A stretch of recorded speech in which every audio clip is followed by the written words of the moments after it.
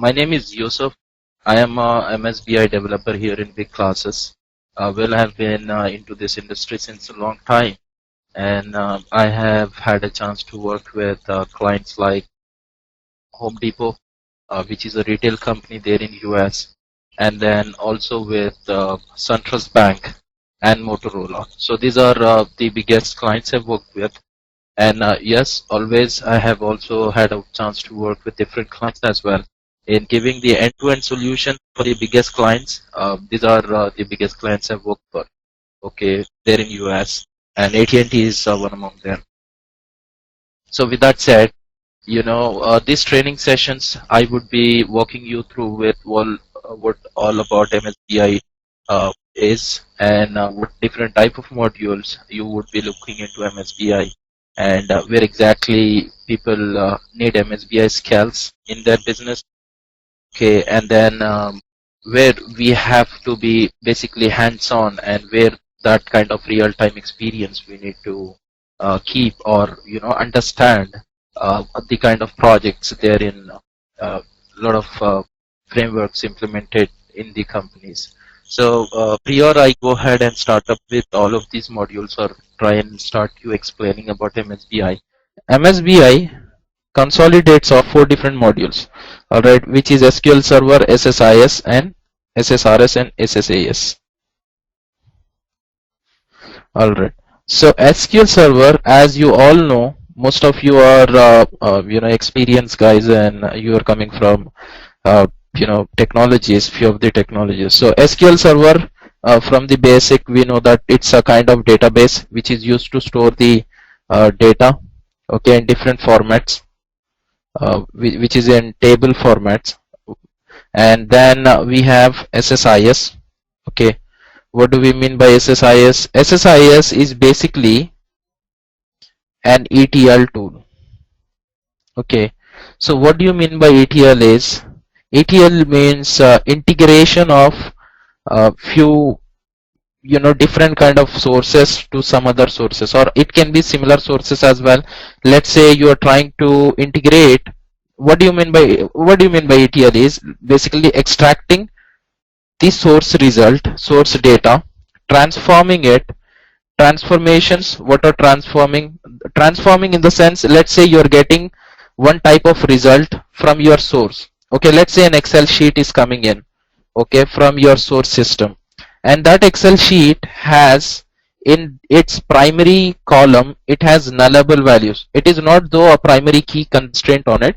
I'm just telling you, if this kind of situation comes in, you have to manage it in the transformations. Just a simple example I'm just trying to give you so that you understand what exactly transformations are. So any kind of data manipulations, data cleaning, cleansing, comes under transformation, and then loading it into the destination. So destination here, Excel, not only Excel, you can also have text files, right? Access, apart from just the file system, you can also connect to any of the databases. Like, what are the different databases we have? We have Oracle, and we have SQL itself. We have DB2. Currently I'm getting the data from Hadoop, from Hive.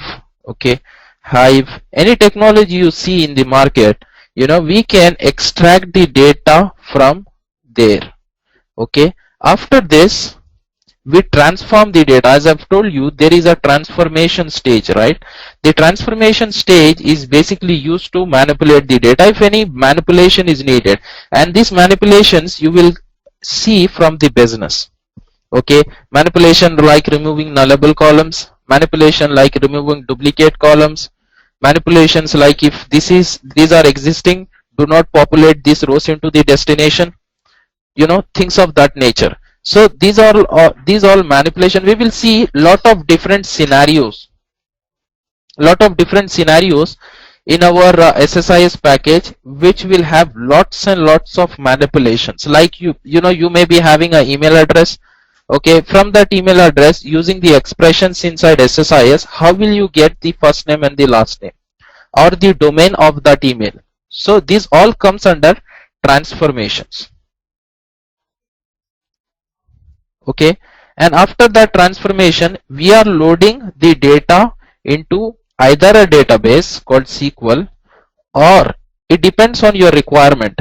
Okay, the requirement talks, it says if they say okay load it into SQL, you have to load it into SQL. If they say load it into flat file, you have to load it into flat file. If they say Excel, you have to load it into Excel. It depends on the requirement. So altogether in MSBI, SSIS is a module which is very heavily used all over the world.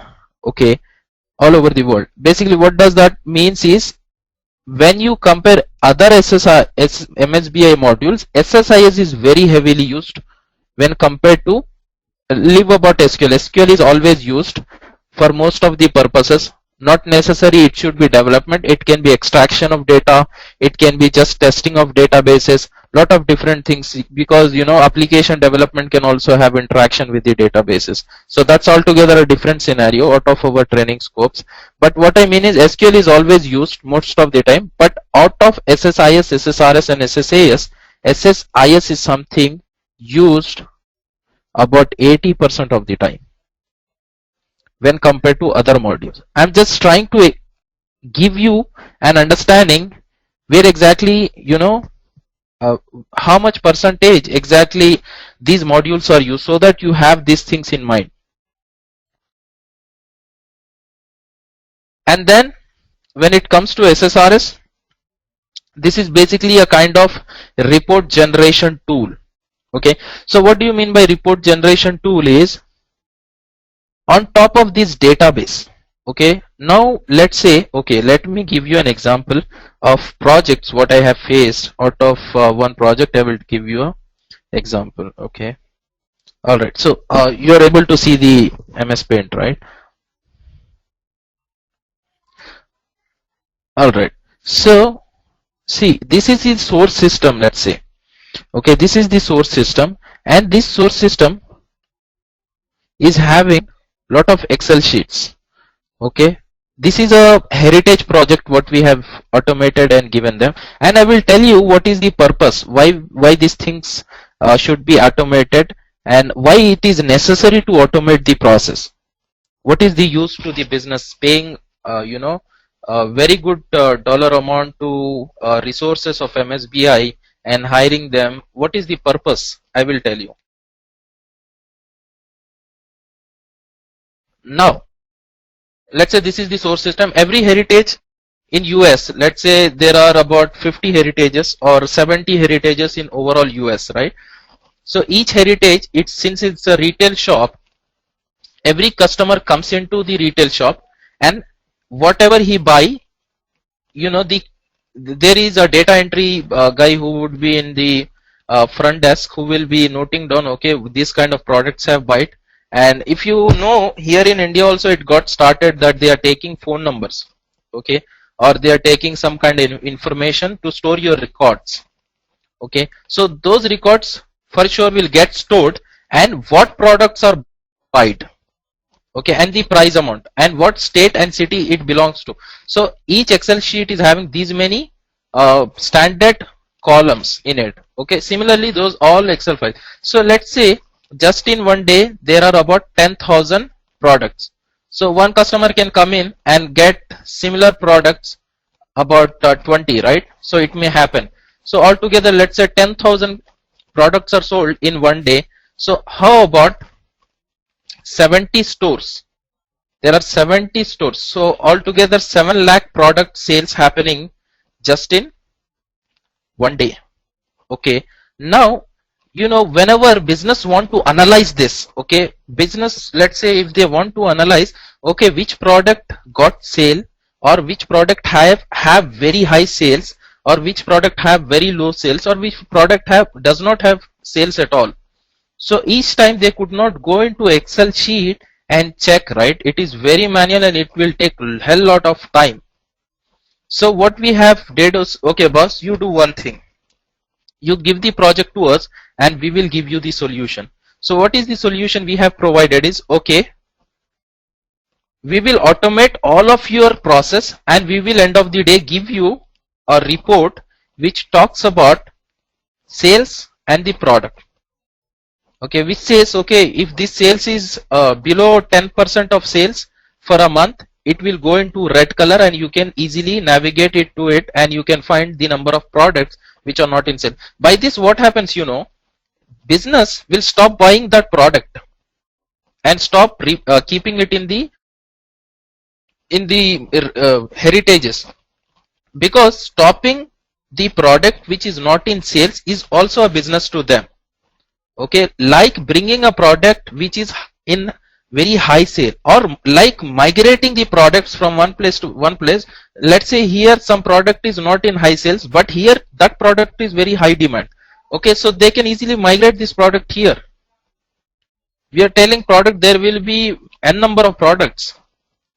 Okay, so this way they can, you know, if they are able to analyze the business where exactly they stand in, then they will be able to make their business more improved. Correct or not? So that is why they want this solution. So what we have did, okay boss, all right, so we have configured some of the .NET code inside their Excel sheets. So what they have to do, end of their business, closing business, they just have to click submit. Okay, once they click submit, all of these Excel files, okay, we have configured in such a way that once you click on submit end of your business day, let's say 10 p.m.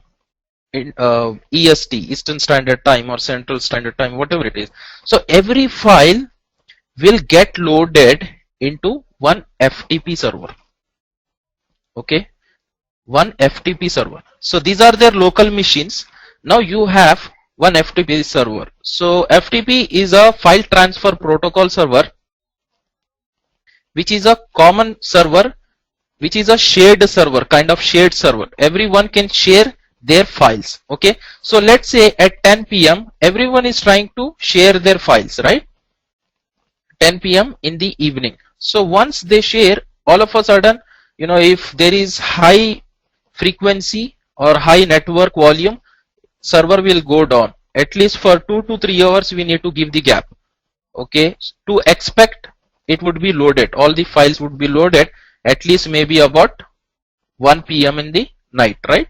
At least we can keep this target in mind. Now, so once the files got loaded, guys, are you able to hear me? Are you able to listen me? I get no response. Yes, Yuvraj. Yeah. All right. So please be interactive. I love to interact. Okay. All right.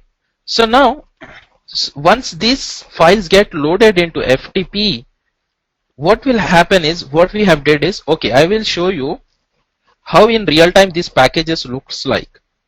We will go ahead and, my bad, give me one quick minute. Let me see. Oh, you are not able to see it, right? Okay, one second. I will show you my Business Intelligence Studio and I will show you how exactly we are configuring. I will not go in details of everything, but I will show you overall how it is basically configured. Okay? Okay. Basically, so let me go ahead with this and share my Business Intelligence.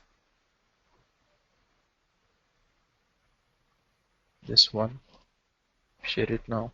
All right, so let me go with any of the training module. I have a lot of training modules going on right now. All right, so let me click any of it and I will show you how to create a project, how to go into the packages, how to develop the package, what exactly package means in this scenarios. So everything will be discussed. Do not worry about this. And I'm trying to show this because all of you are having little bit understanding, so you might be able to understand the process. So that is the only reason I'm trying to show this to you. Okay, Imran, do we need to know .NET for this, or is it? Not at all. Not at all. Good question. Limited .NET if needed. You know, if things which you are not able to do with SQL, you can go with .NET, and that too you have to Google. Not necessary you need to be a .NET developer. Okay. Even I don't know much .NET. I can, you know, explore things in .NET and can get the work done. but it is not that each and every time you will go with the .NET code. No. Okay. Can make out too, like, but then if I pull the code and, obviously, but I'm not a .NET programmer, so that's. Right. That's true. I mean, most of the people jump into this technology because they don't want to go into coding. Coding, It's yeah. all GUI. It's very easy. It's simple. All right. So you can see this, right? You can see my screen, Yes. the business intelligence screen. Yes, yeah. All right. So here we will be having one FTP task. So this FTP task is basically, I was showing in MS Paint, right? So this FTP task is basically connecting to server. See, there will be an FTP connection. We will go into all of these details in later classes. Okay, once this server is connected, this is connected to that system where all the files get loaded. Okay, once all the files get loaded, you have lot of files, right? Not one file. So we will go with some kind of things like for each loop container. Again, an interview question for sure for you guys is like, what is the difference between, okay, you have for each loop, you also have for loop container. So why are we going with for each loop instead of for loop? What is the difference? So we will see those kind of things in our training session. Okay, after this, then what we have to do? We have to basically get the Excel files from the location. So these are under transformations, ETL. This is the ETL part. If you see into the data flow, you will have E, T, and L, which is extract from the source, transform using different kind of transformation, and then load it into your destination. Getting it? So this kind of ETL stuff can be taken care. So for now, I'm just taking Excel as the source, and any of the destination you can go with. So this is configured, right? And now after you do this, you also want to migrate or remove the files from the source and migrate it to your destination, right? So before this one, okay, this is loaded right here. Now after this, you can either keep it here one by one. You want to migrate the files, or after all the for each loop get migrated. So there is a reason. There is a reason, and a very good interview question in real time is asked. Okay, and they are not asking you in this type. Here in India, I also take interviews. Lot of people. So when I ask the purpose, I don't directly ask what is archiving. This is called archiving system. You might hear it, Roja. You might have it in SAP BOBJ also. I'm not sure.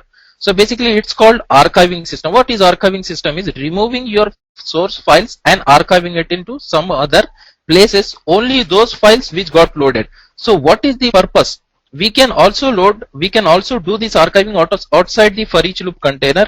Why are we doing only inside this for each loop? Because what happens sometime is, let's say, because we have faced this situation hell lot of time, and we are now familiar with things, terms and conditions. What happens is, let's say there are 100 files loaded in FTP. I believe everyone is able to follow me, right? Yes. Jafar, Roja, Sujata, everyone? Yeah. Mm-hmm. All right, good. So now 100 files are there. Out of 50 files got loaded into SQL and then got migrated, moved from source to destination. Okay. Now what happens? 51 file got failed. All right. Now you are revisiting the Excel sheet. For some reason you find the root cause, you have recovered it, and you want to again run it. It is not starting from the first file, it is starting from the 51 file, because 50th file was moved. If I am keeping it here, what will happen? Data will get loaded, but files still remain on the same place. Okay, again if I restart, what will happen? What will happen is, okay, it will start loading from again first file. So this kind of concepts, real-time concepts, and what are different type of issues, you may be not able to follow me now, but in real time, if I show you executing the package and things of that nature, then maybe you will be able to understand it. Okay, if this package got fails, you need a email configuration. Every time and any time this package got failed, you need a prompt email. So that kind of configuration. How to automate this process? every time you do not wake up at 1 a.m. in the morning, 1 a.m. in the morning and you in the night, and you will run this package, right? How to do job scheduling? That means scheduling this package at that time. How do we do that? How do we automate this? Once we develop the package, we are not going to touch it again. After we do lot of development, lot of unit testing is done, system testing is done, we push it into production, and then we don't touch the package again until and unless production guys come back and say, hey, this package is having this kind of issues, please can you look into it. Then we will see things, or else we will make everything clear and we will deploy into production. Okay, so let me stop this for now. So you got a basic understanding how this business intelligence looks like. So whenever we start with SSIS, you will be seeing the same kind of things configured, or advanced level of things also configured, and we will be looking into each and everything in real time how it is going to work. Okay, so let me quickly stop this and start my MS Paint shade, so that my intention is to explain you the process. Okay. Alright, so now we came back to MSBS. So this FTP configuration, alright, and then this FTP, once it is configured to FTP, we are loading this into our SQL server, right? Into our SQL server in tables. The purpose is very simple: to get data easily, to extract data easily. SQL server is a querying language. Just with one query, okay, just with one query in SQL server will give you a response. Okay, here you have, let's say, 1000 files. All these 1000 files data got loaded into SQL. You just have to write one select statement where product is equal to this, month is equal to this, and sales amount is equal to this. You will get the holistic scenario in front of you. Oh, okay, this product was not in very high sales. Okay, so that is why most of the cases people use destination as their databases. Any databases it can be. Alright, then comes, okay, now let's say heritage owner wants to analyze this, right? He cannot write the queries, he cannot look into the tables, right? So what he will do is, okay boss, I need in reports. What you do is, he is not bothered about your process. What are you doing at the back end to get him work done? He is not caring about that. He just bothered about every day when I wake up, I will check my emails. In that email, I need to have reports of everyday sales.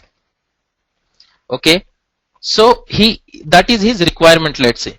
So what I will do is, I will configure this SQL with my SSRS.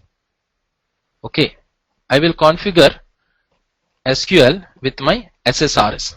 So this configuration, you have adapters inside the SSRS itself, which are by default in SSRS, because it is of same product, MSBI. So SSIS, SSRS, SSAS are all together integrated, binded together. So I will have SSRS, and here we will see lot of different charts. Okay, in real time, what different type of charts are used, most of the cases, and what kind of errors you might face, and how to resolve those errors, how to how to accomplish whatever task you are given with. Different type of reportings and advanced reportings as well. And after that, we will see how to subscribe this report or have a snapshot of this report in an email and send it to your business. Okay, we will see this kind of configurations as well. There are different type of subscription, like one is email, another is Windows share. What is Windows share? Once a report gets generated, automatically it should get shared in one Windows location. So what happens once you shared in that Windows location? He will daily wise just go in that Windows location and he will check. Now another thing here is, see, this part is taken care. This part from here till here is taken care by SSIS. Okay, now from here till here is taken care by SSR. Now I believe you got an idea where exactly in real-time SSRS comes in. There are other SS reporting services, tools as well. You see Cognos is there, Tableau is there, ClickView is there, lot of other tools. But those tools don't have this flexibility. That is why you see even SSRS developers lot of opportunities when we compare to Cognos or any Tableau or any other reporting tool. You can check easily. You can Google it wherever you are. If you are in UK, go with JobServe. If you are in US, go with Dice, Career Builder, or Monster. Okay, any of the job portal you can go and just click SSRS or SSIS. You will get thousands of SSRS and SSIS developer requirements overall US. Okay, the reason is because this MSBI is heavily implemented in companies, and there is a strong reason behind it, because business is looking for end of the day also for cost, right? So here MSBI, the whole future is coming with SQL Server itself. You just have to buy SQL Server license with all of its component, and you will be able to find SSIS, RS, and AS also. When you talk about Cognos, it don't have its own database. It don't have its own integration. It don't have its own analysis.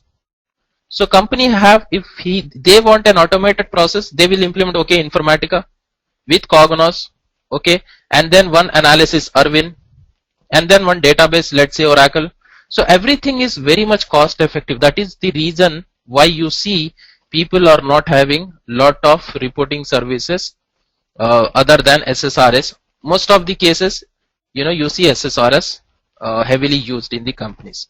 Okay, this is one part of SSRS. And then now you might be thinking, then where is SSAS, why it is coming in? Okay, let me tell you what is SSAS. SSAS is basically also storage of data, okay, but in cube format. What do you mean by cube format? I'll explain you. Give me one quick minute, and let me just draw a quick cube for you guys and show it to you. Alright, let's say this is a cube. Okay, cube is basically 3 dimensions. It is a 3-dimensional database or server, let's say. And SQL, this SQL is our database, right? This is of 2-dimensional database. Okay, now once the data is once the request is hit on the SQL server, to get the response, to give the response, let's say there are 1 million of record, it might take 30 minutes of time. Okay, for suppose it is taking 30 minutes of time. When the same request is hitting SSAS, this is SSAS OLAP cube, we'll come to what is SSAS, what is OLAP, what are different schemas, and what schema are we will improve the performance, what schema will decrease the performance, tuning steps, what are the techniques of partitioning, parallelism in SSAS, everything in detail when we talk about SSAS. Okay, now so when this cube is triggered, it will return the data just within 5 minutes, the same 1 million of records. So that is the major purpose of using cube. Okay, so you might be confused saying that, okay boss, so how exactly it is stored inside it? Okay, see, storage might be, mode may be different. There are different type of storage modes, ROLAP, okay, MOLAP, HOLAP. So different type, what are these storage modes? Different kind of things. These storage modes are not basically available in SQL Server. And then different kind of partitioning techniques what we do to improve the performance, it is not available in SQL Server. These are very much advanced level of techniques which you don't find in SQL Server. That is why this is returning the returning the response very quick. Okay, so manually, if I want to explain you, let me take another scenario. Okay, so let's say this is SQL Server. Okay, I'm sorry, let's say this is a water tank and this is water warehouse. Okay, and same is the case with SSAS also. I'm trying to explain you inside a manual way so that you may at least understand, okay, so this is coming under this kind of things. So same case, water tank and water warehouse, water tank and water warehouse.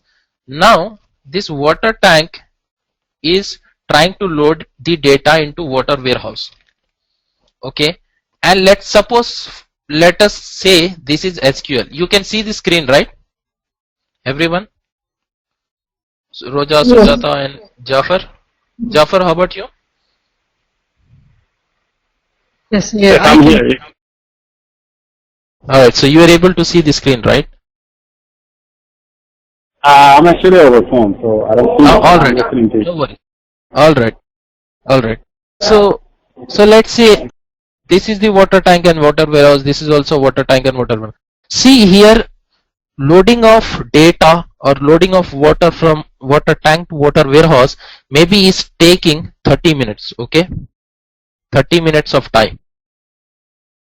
And here in SSAS, if this is the technique, then obviously it will take 30 minutes, right?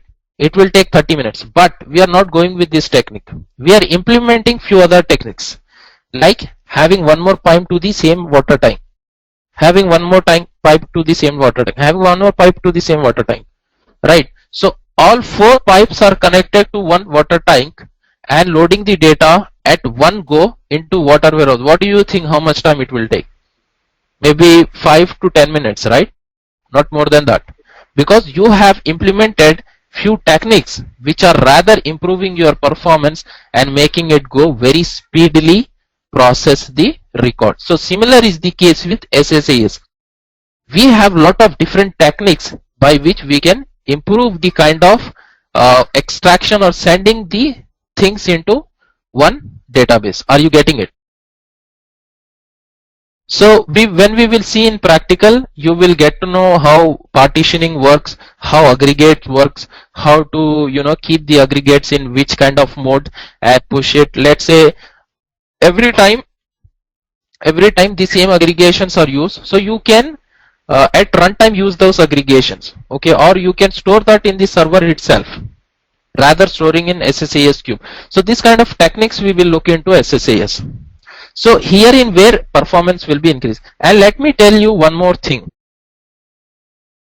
So as I've told you, right, SSIS is in very great demand. Most of the cases we are finding US or UK or India also, most of the cases they are looking SSIS with some kind of SSRS. Okay, and a few of the cases you will find SSAS. Very few. I don't know Roja know about it or not, but just keep in mind that SSAS, if we talk about when comparison to SSIS and SSRS, is asked about 30% of the time, not more than that maybe. So SSAS is the data warehouse, is that right? No, it is SSAS is a kind of creation of cubes which can also store the data but in multi-dimensional format. Okay, to store the data in multi-dimensional format, you first have to create the cube, process the cube, and once you deploy the cube, it will store the data in multi-dimensional format. Okay, which means like fact and the dimension is like, is that? No, that is, no, you are confused basically. So basically, it is, it is also kind of storing the data in 3-dimensional format. When you will have this 3-dimensional format storage is when you create the cube and deploy the cube into analysis services. Okay, let me show you one more thing if you have doubt. So what you are confused with is star schema and snowflake schema, right? So basically those are normalization techniques. Roja, what is normalization techniques is? No, what is SSIS and SSAS? I mean the data is over there but data is here too. So SSIS is just a tool. Right, it's a ETL tool, okay. ETL tool to integrate things and push it in somewhere.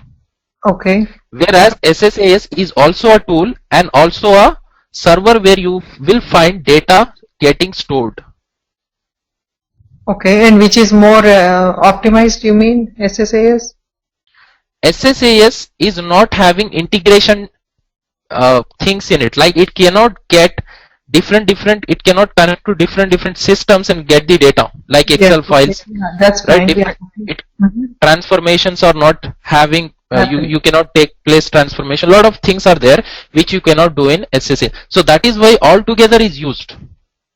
See, Okay. I will tell you one thing. Okay, if any company is having huge amount of data, okay, let's say Facebook, just in 2 to 3 hours they are getting terabytes and petabytes of data. In that case, and there are a lot of requests sent to server, Mhm. okay, and they have to respond it ASAP. They could not store the data in SQL. Mhm.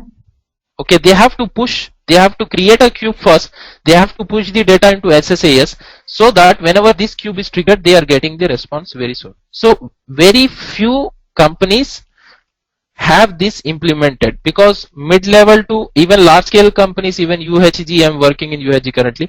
So even those companies are not really going with this. You are having, but you really don't have very big opportunities open for SSAS. Maybe 30% of the time you will see. Definitely you will see.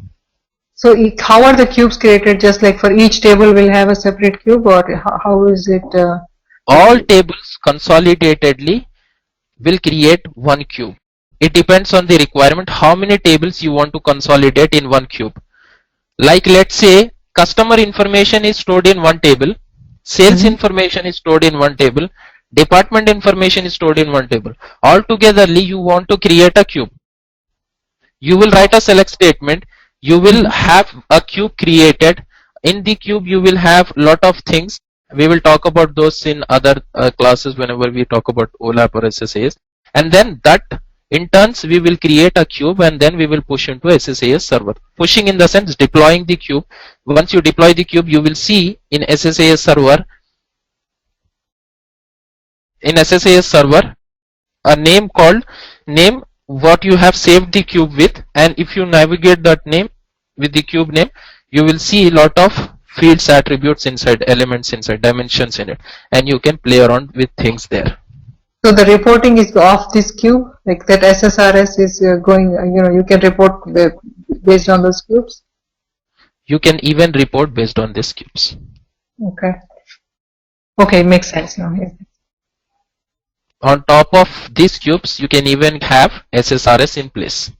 Okay, you can correct SSRS on top of these cubes.